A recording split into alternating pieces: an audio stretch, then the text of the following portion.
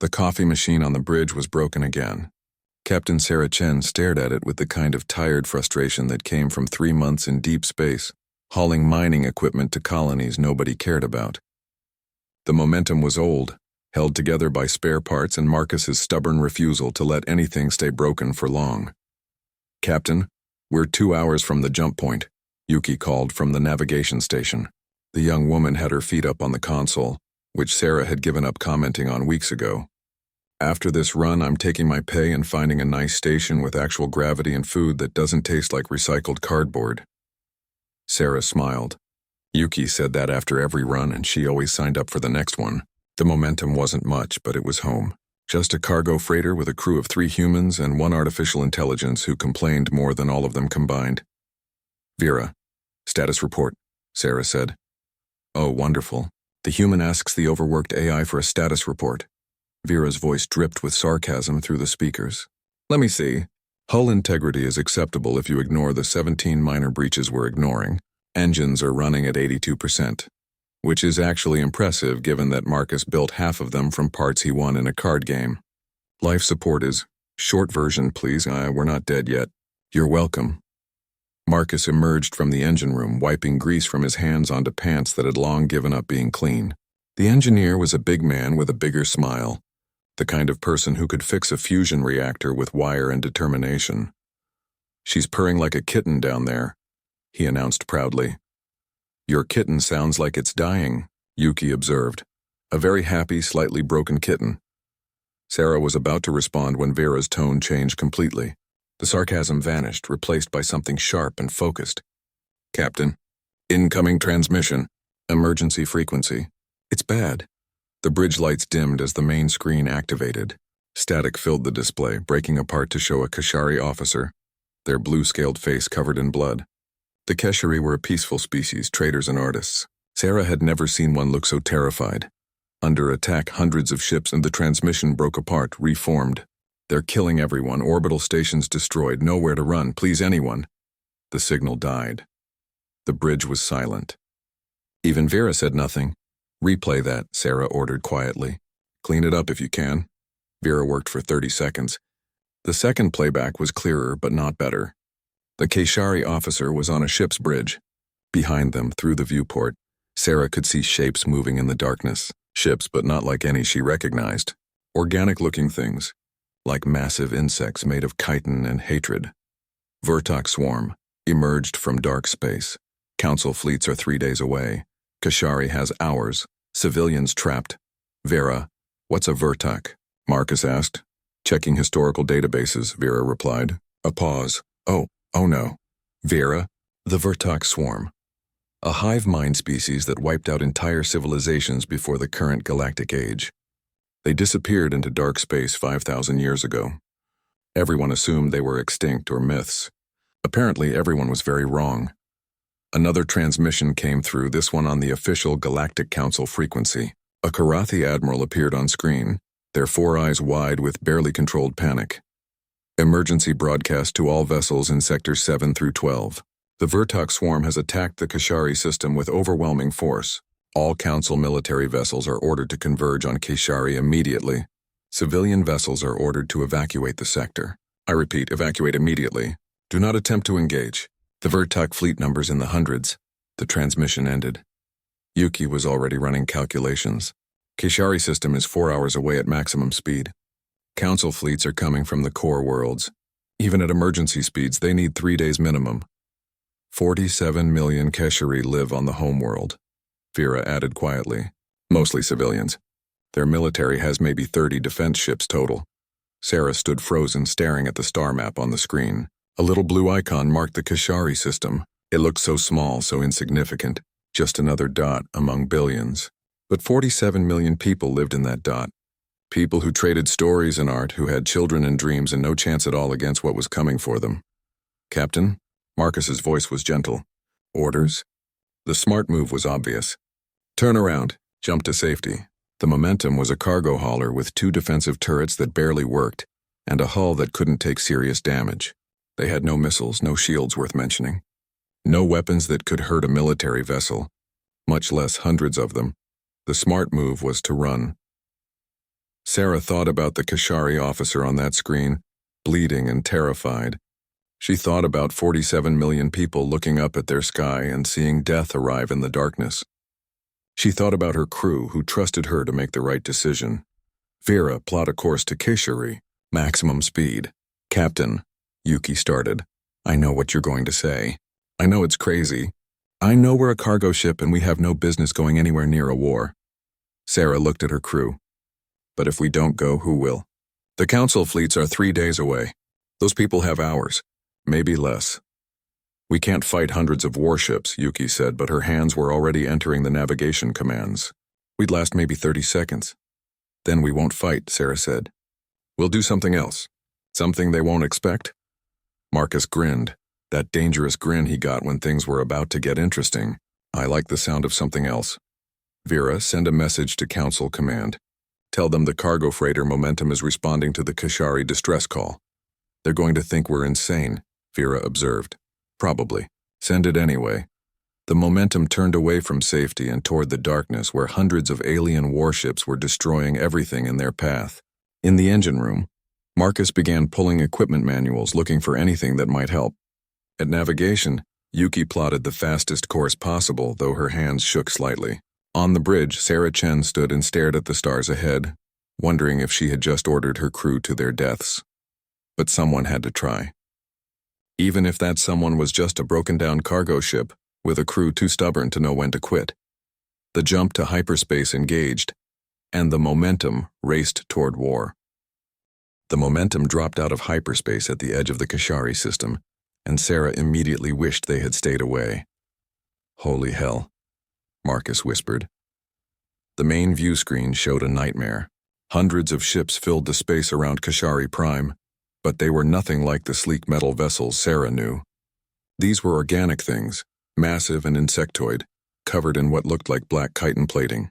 They moved with purpose, swarming around the planet like predators circling wounded prey. Vera, count them, Sarah ordered. 317 capital-class bioships. Unknown number of smaller craft. They're operating in perfect coordination. Vera paused. Captain, their formation patterns suggest a hive intelligence. They're not individual ships with crews. They're extensions of a single mind. On the screen, green energy beams lanced from the Virtak ships toward the planet's orbital defense stations. Sarah watched as one station exploded, debris spreading in a slowly expanding cloud. Another station fired back desperately, its weapons barely scratching the black holes surrounding it. Kashari Defense Fleet status? Sarah asked. Yuki worked her console frantically, reading 12 Kashari ships still active. They started with 30. Civilian evacuation transports are trapped in low orbit. The Vertic have them boxed in. If those transports try to run, they'll be destroyed before they can jump to hyperspace. Sarah's hands gripped the edge of her command chair. 12 ships against 300. It was not a battle. It was an execution, and they had front row seats. Captain, we need to make a decision, Marcus said quietly. We can still jump away. Nobody would blame us. Sarah stared at the planet below. Kashari Prime was beautiful, blue and green with white clouds swirling across its surface. Somewhere down there, millions of people were watching their sky fill with death. Children were crying. Parents were trying to explain what was happening. Old people were remembering stories about the Virtak, ancient nightmares they had hoped were just legends. Vera, tactical analysis. What's the Virtak doing exactly? They're methodical. Destroying military targets first, cutting off all escape routes. Once the defenses are gone, they'll bombard the planet. Standard genocidal conquest pattern. Very efficient. Very predictable. Predictable. The word stuck in Sarah's mind. Show me their formation patterns. How are they organized? The screen shifted, showing the Virtak fleet from above. They moved in precise geometric formations, each ship maintaining exact distances from its neighbors. When one moved, others adjusted instantly to compensate. It was beautiful in a terrible way, like watching a school of fish or a flock of birds, except these birds killed planets. They're too coordinated, Sarah said slowly, an idea forming. They share one mind, which makes them strong, but it also makes them predictable. They think as one, so they react as one. I'm not following, Yuki said. Military doctrine is about patterns, formations, tactics, strategies. You learn to recognize what the enemy will do because there are only so many smart moves in any situation. Sarah pointed at the screen. The Vertok are perfect military thinkers. They make the optimal move every time because they can process everything instantly. That sounds like a reason to run, not fight, Marcus observed. Exactly. That's why we don't fight. Sarah turned to her crew. We're a cargo hauler. We have 2 defensive turrets that couldn't hurt a real warship if we tried. Our hull is made of aluminum alloy and hope. We have no missiles, no shields. Nothing that makes sense in a military engagement. Again, hearing lots of reasons to run, Yuki said. But we do have something they don't expect. We have a cargo hold full of random junk, an engineer who can jury-rig anything, and an AI who cheats at poker. Sarah smiled. We have the one thing that breaks perfect military thinking. We have chaos. Marcus's eyes widened. You want to confuse them. I want to be the most annoying problem they've ever encountered. They expect military tactics, formation combat, predictable behavior. So we give them the opposite. We be completely, utterly, chaotically unpredictable. That's the worst plan I've ever heard, Vera said. I love it. What are we doing? Sarah pulled up the cargo manifest. What are we hauling this run? Mining equipment, prefab housing modules, industrial explosives for asteroid mining, 300 containers of assorted supplies, and something Marcus won't tell me about because it's probably illegal. Hey, Marcus protested. It's only technically illegal. Perfect. Vera, can you program the cargo containers to separate and tumble randomly through space? Yes, but why would I want to waste perfectly good cargo? Because to sensors, tumbling cargo containers will look like small ships moving erratically. Yuki, plot me a course through the orbital debris field, maximum acceleration. Yuki stared at her. Through the debris? Captain, will get torn apart. Not if Marcus reinforces the forward plating with everything we've got. And not if we're moving so fast and so randomly that the Vertok can't predict where we'll be. You want to fly into a combat zone, in a cargo ship, through a debris field, while dumping cargo and pretending to be something we're not, Marcus summarized. That's insane. Completely insane, Sarah agreed. But here's the thing. The Vertok are logical. They make optimal decisions. An optimal military mind would never do what I'm suggesting because it's stupid and suicidal, which means they won't see it coming. The bridge was silent for a moment. Through the view screen, another Kashari defense ship exploded. 2 more civilian transports tried to make a run for it. Vertok bioships moved to intercept and both transports vanished in green fire before they could jump. They're out of time, Yuki whispered. Sarah looked at her crew. They were cargo haulers, not soldiers. Marcus was an engineer who had failed out of military service for refusing to follow stupid orders. Yuki was a navigator with a gambling problem who had been kicked off 3 stations. Vera was an AI who should have been wiped and reset years ago, but somehow kept passing her evaluations through creative cheating. They were misfits and troublemakers, and they had absolutely no business being here. We can't beat them, Sarah said quietly. We can't even hurt them. But maybe we can confuse them long enough for those evacuation ships to escape. Maybe we can buy the Kashari a few more hours. Maybe that's enough? Maybe is a terrible tactical word, Vera observed. It's all we've got. Everyone in? Marcus cracked his knuckles. I can have the forward plating reinforced in 20 minutes.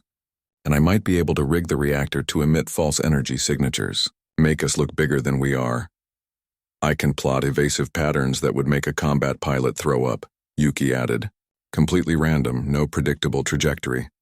I can hack every derelict satellite and piece of debris in this system and create false sensor echoes, Vera said. Make the Vertok think there are threats everywhere, Sarah nodded.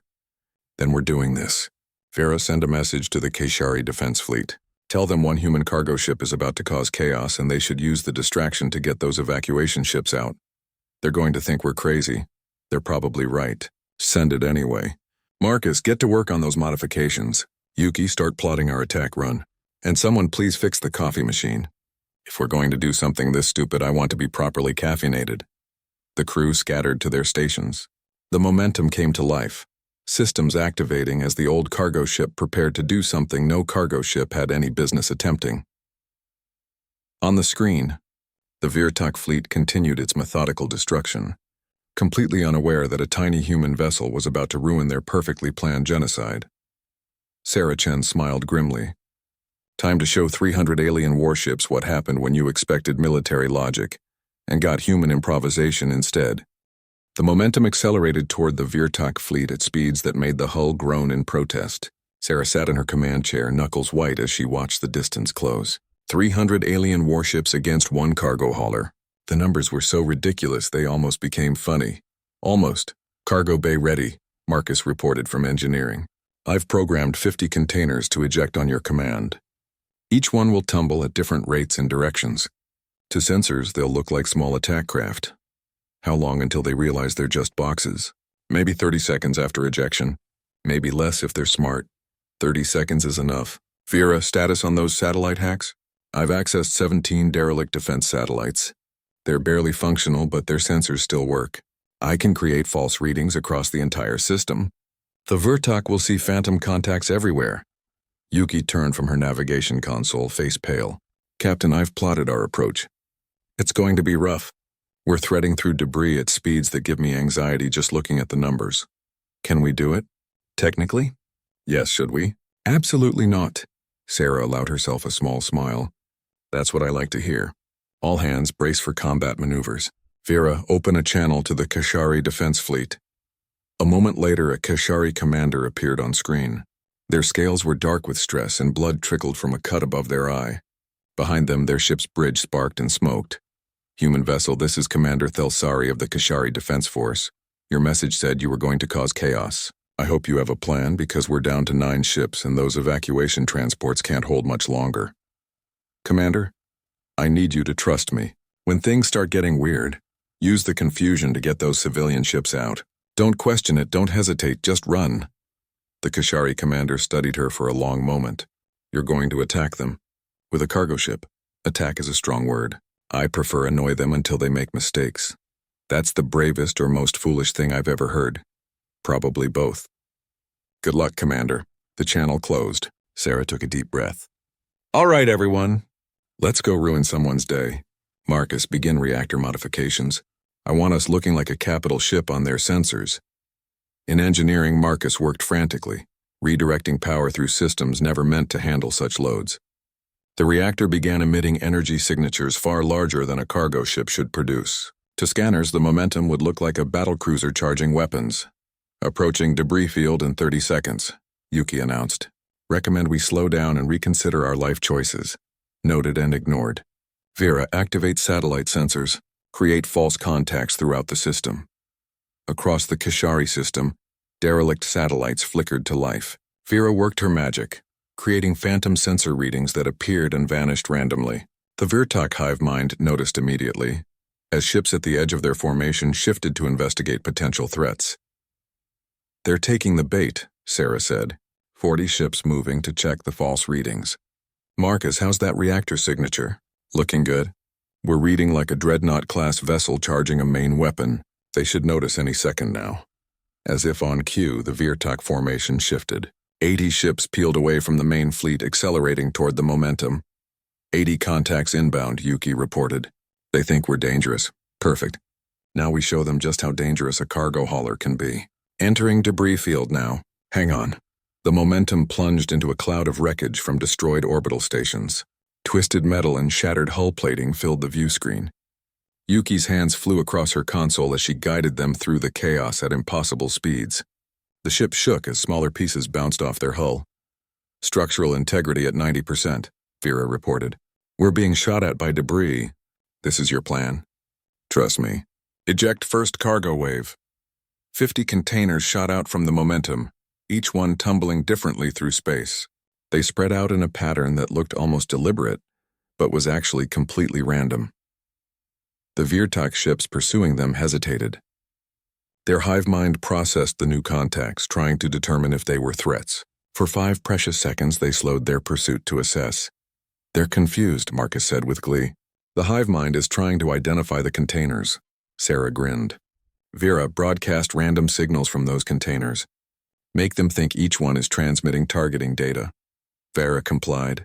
And suddenly 50 cargo containers were all broadcasting different frequencies, different signals, completely random noise that looked like it might be military communications. The Vertok ships slowed further, their perfect coordination fractured by uncertainty. Now hit them with everything, Sarah ordered. I want sensor ghosts, false energy readings, and Bofang music on all frequencies. Music? Yuki asked. Every song in our database. Confuse the hell out of them. Vera's laughter echoed through the speakers as she unleashed digital chaos. Across the system, sensors lit up with false readings. Energy signatures appeared and vanished. The Vertok hive mind tried to process everything simultaneously, dividing its attention among hundreds of potential threats that might not be real. And through it all, classical music, rock songs, and commercial jingles from Earth broadcast on every frequency. The momentum shot through the debris field and suddenly emerged on the far side, behind the main Vertok fleet. The Kashari commander's voice crackled over the comm.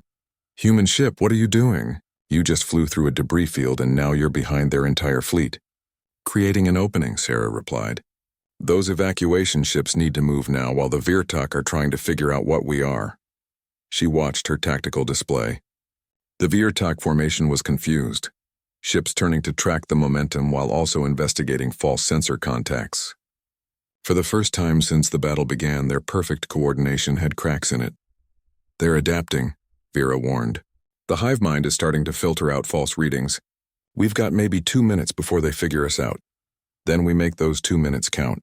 Marcus, eject second cargo wave, but this time add some of those mining explosives to the mix. Set them to detonate at random intervals. You want to set off explosives in space? I want to create fireworks. Make them think we're deploying some kind of area denial weapon."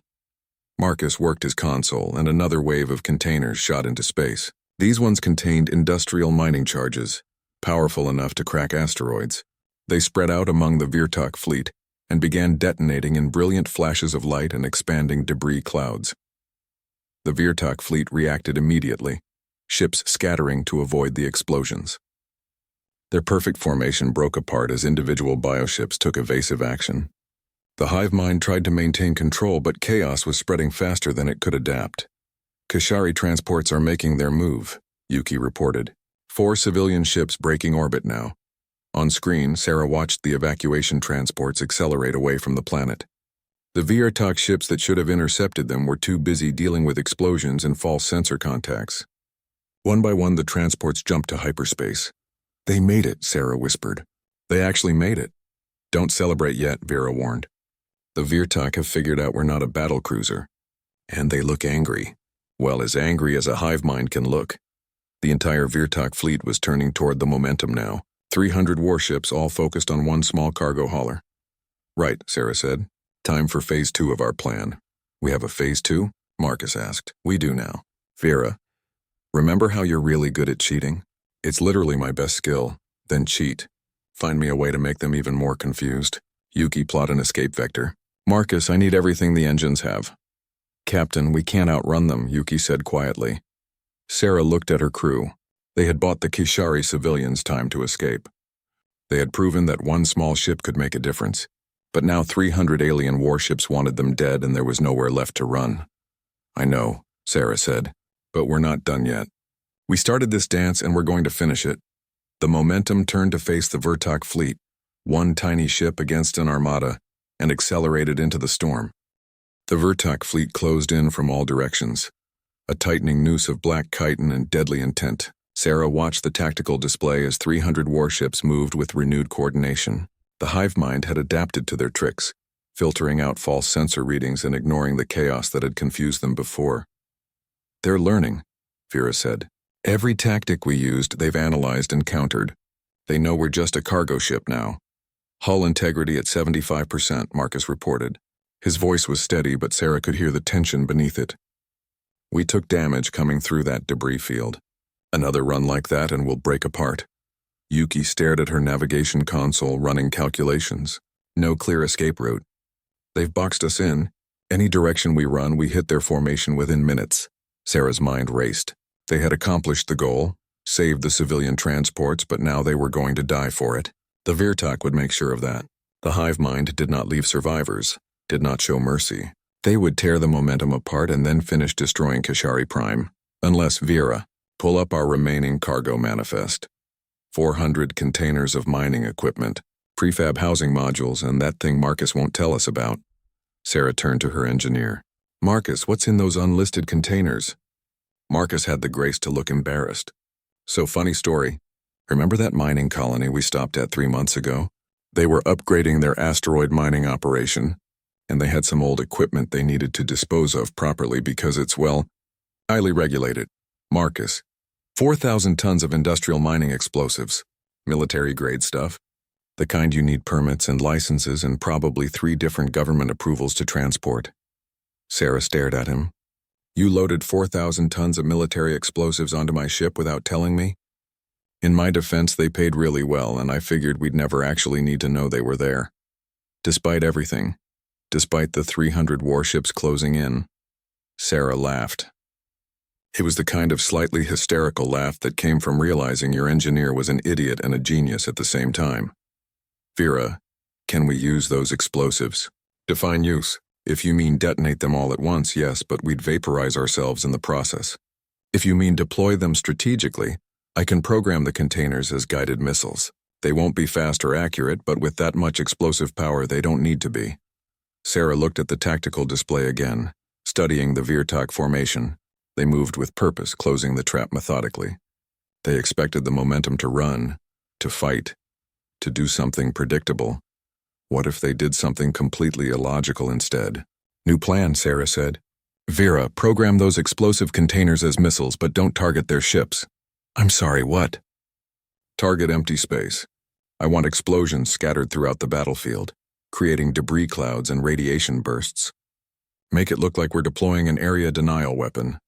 That's wasteful and tactically pointless, Vera protested. They'll just avoid the clouds, and exactly. Standard military doctrine says you avoid hazards. You don't fly through your own weapon effects because that's suicide. Sarah smiled. So what does a crazy human cargo captain do? Understanding dawned on Marcus's face. You want to fly through the debris clouds we create. They'll think we're insane. They'll think it because we are. The Virtak expect optimal military decisions. Flying into your own explosions is the opposite of optimal. They won't see it coming. Yuki shook her head in disbelief. This plan has too many ways to kill us. Better than the one way of letting them kill us. Vera, deploy the explosives. Create a chaotic debris field right in their formation. The cargo bay doors opened, and containers shot out into space. Vera's programming guided them through the Virtak fleet, each one positioning itself at precise coordinates. The hive mind noticed immediately, ships shifting to intercept what appeared to be an attack run. Then the explosives detonated. 4,000 tons of military-grade mining charges went off simultaneously across a cubic kilometer of space. The explosions were massive, brilliant flashes of light that expanded into overlapping spheres of debris and radiation. Metal fragments shattered container pieces, and electromagnetic interference filled the battlefield like a sudden storm. The Virtak fleet scattered, ships taking evasive action to avoid the hazardous debris clouds. Their perfect formation fractured as self-preservation instincts kicked in. No sane military commander would risk flying through such a mess. Now, Sarah ordered. Full acceleration straight through the center. Captain, Yuki started, do it! The momentum accelerated directly into the debris field they had created. Alarms screamed as fragments peppered the hull. The ship shook violently, systems sparking as radiation played havoc with their sensors. Hull integrity at 60%, Marcus shouted over the noise. Hull breach on deck 3, sealing bulkheads. Shields at 40%, Vera added. This is the stupidest thing we've ever done, and I've been with you for 3 years. But they were through, suddenly emerging on the other side of the debris field and inside the Virtak formation. The enemy ships were scattered, their coordination broken by the unexpected maneuver. Vera now hit them with everything we have left. Every false signal, every sensor ghost, every stupid human song in the database. I want informational chaos. Vera unleashed digital warfare like nothing the Virtak had experienced. Across all frequencies, contradictory signals broadcast simultaneously. Fake Kashari distress calls mixed with Earth commercial jingles. False targeting data appeared on every sensor. Random poetry broadcasts in 6 different languages filled the communications channels. The hive mind tried to process it all, tried to filter signal from noise, but there was too much noise and not enough pattern. For a species that thought as one, that relied on perfect information sharing, it was like being caught in a feedback loop of confusion. Their coordination is breaking, Yuki said with wonder. Look at the tactical display. They're not moving as a unified fleet anymore. She was right. Individual Virtak ships drifted slightly out of formation, each one receiving contradictory information from the hive mind. They were experiencing something their species had not felt in millennia. Uncertainty. Commander Thelsari's voice crackled over the comm. Human ship, whatever you're doing, it's working. The Vertok are pulling back from Kashari Prime. Their attack has stopped. Sarah allowed herself a moment of hope. How many civilian transports made it out? All of them. Every evacuation ship jumped to safety. You saved them. The bridge crew exchanged glances. They had actually done it. One cargo ship against an armada, and they had saved millions of lives. Don't celebrate yet, Marcus warned. We've made them very angry. Half their fleet is turning toward us, and we're out of tricks. He was right. The Vertok were adapting again, the hive mind reasserting control. Ships began moving with coordination once more, and they were all focused on the momentum. Vera, can we jump to hyperspace? Engines are damaged from flying through our own explosives. I need at least 5 minutes for repairs before we can jump. We don't have 5 minutes. Sarah watched the Vertok ships close in. They had accomplished their mission, saved the civilians, but the cost was going to be their lives. She thought about Earth, about all the places she would never see again. She thought about her crew who had followed her into this insanity without hesitation. I'm sorry, she said quietly. I got us into this. Marcus laughed, actually laughed. Captain, you gave us the chance to save millions of people by being completely crazy. I wouldn't trade that for anything. Same, Yuki agreed. This is the best terrible decision we've ever made. Oh, you humans and your emotional moments, Vera said, but her voice was gentle. If we're going to die, at least we're dying after proving one cargo ship can make a difference. Sarah straightened in her chair. We're not dead yet. And if the Vertok want us, they're going to have to work for it. Marcus, what's the absolute last trick you can pull? The engineer thought for a moment. The reactor. I can overload it to create a massive electromagnetic pulse. It would fry every organic system nearby. Maybe even hurt the Vertok bioships. But it would also kill our engines completely. We'd be dead in space. Sarah looked at the tactical display one more time. The Vertok fleet was closing in, weapons charging. The Kashari Defense Force was regrouping, but they were too far away to help. The Council fleets were still 2 days out. They were alone and they were out of time. Do it, Sarah said. Overload the reactor. If we're going down, we're taking as many of them with us as we can. Marcus's hands moved across his console. Overload sequence initiated. 30 seconds to detonation. The momentum hung in space, one small ship against an empire of hatred, ready to make its final stand. The reactor countdown reached 15 seconds. Sarah watched the Vertok fleet close in, their black bioships filling the view screen. They moved with renewed coordination, the hive mind fully focused on destroying the tiny cargo ship that had caused so much chaos. 10 seconds, Marcus announced. His voice was calm, accepting. It's been an honor, Captain. Sarah gripped her armrests. The crew had trusted her, followed her into this impossible situation, and now they were going to die for it. But they had saved millions. That had to count for something. 5 seconds. The Vertok ships were so close now their organic hulls filled every screen. Sarah could see the chitinous plating, the bioweapons charging along their flanks. In moments they would fire, but the momentum would detonate first. 3, 2, 1. The reactor overloaded. The explosion was not fire or flame. It was pure electromagnetic energy, a pulse that expanded outward at the speed of light. Every electronic system on the momentum died instantly, plunging the bridge into darkness. Emergency lights flickered on, casting everything in red. But outside, the effect was devastating. The electromagnetic pulse hit the Vertok fleet like a tidal wave. Their bioships were organic, but they used bioelectric neural networks to coordinate and function. The EMP cascaded through those networks like lightning through water. Ships spasmed and went dark. Weapons that were charging fizzled out. Propulsion systems failed. And most critically, the neural link that connected every ship to the hive mind severed. For the first time in millennia, each Vertok bioship was alone.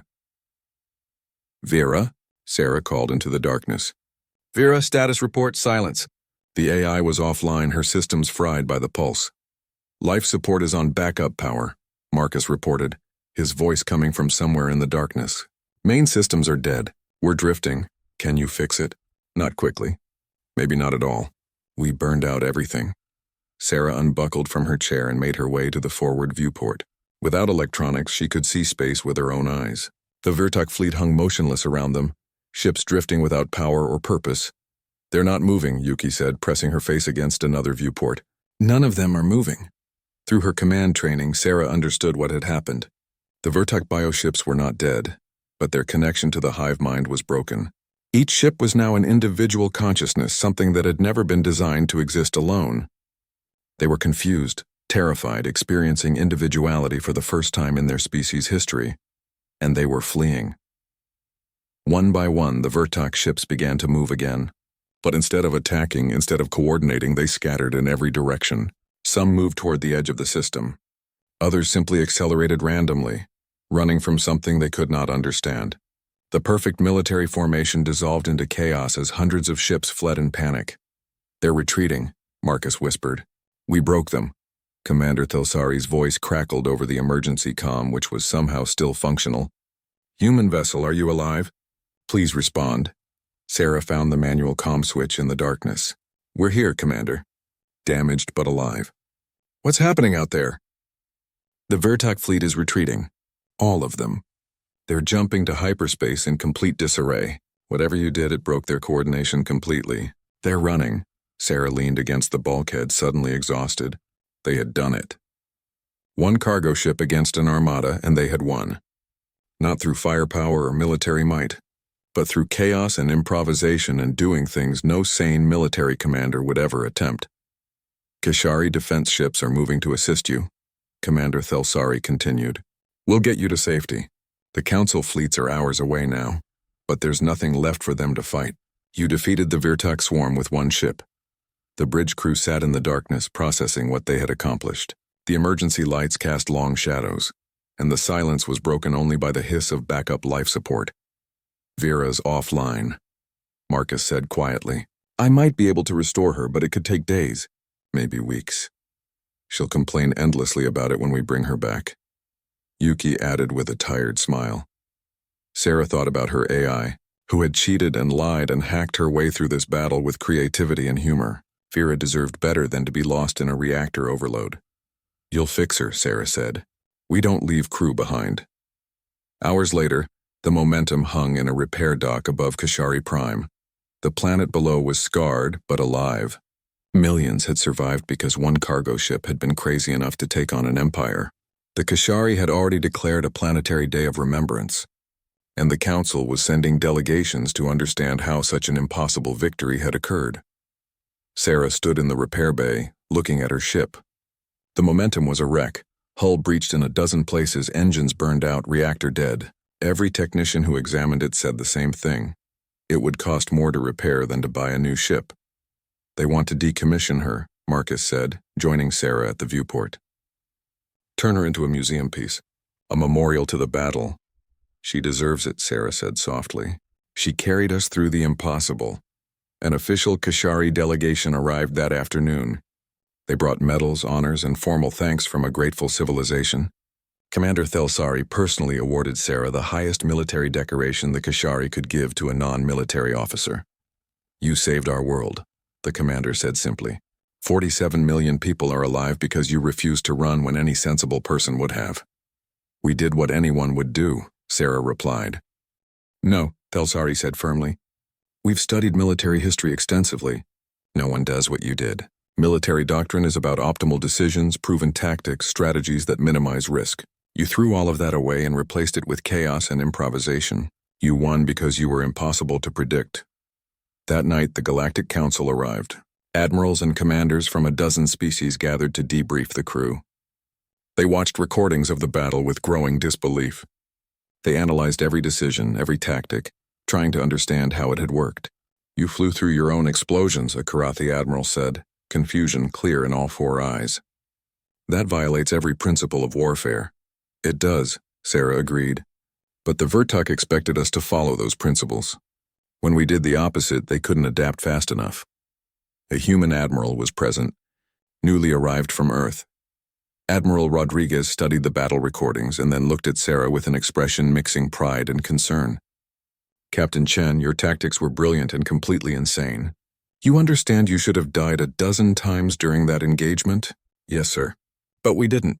Sometimes crazy works." Rodriguez smiled. The Council has requested that Earth join their defense pact.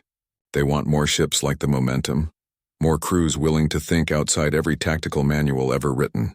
Apparently, humans have a reputation now for defeating impossible odds through sheer unpredictability. Is that a good reputation? Yuki asked. It's a terrifying one, Rodriguez admitted. But yes, it's good. The galaxy needs unpredictable defenders. Weeks later, Sarah stood on a platform overlooking a new ship.